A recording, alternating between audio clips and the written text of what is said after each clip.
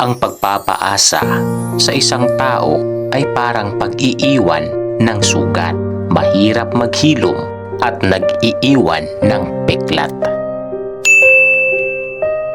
Tulad ng isang sugat, ang pagpapaasa ay nagdudulot ng sakit at kirot. Ang bawat pangako na hindi natupad, bawat pag-asa na nabigo, ay nag-iiwan ng isang marka sa ating puso. Ang mga markang ito ay mahirap maghilom, tulad ng isang sugat na patuloy na naglalabas ng dugo. Tandaan na ang pagpapaasa sa isang tao ay isang mapanganib na laro.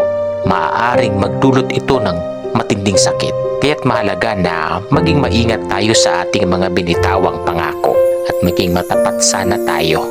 Laging tatandaan na ang pagiging tapat sa ating sarili at sa iba ay ang pinakamagandang paraan upang maiwasan ang sakit ng pagpapaasa.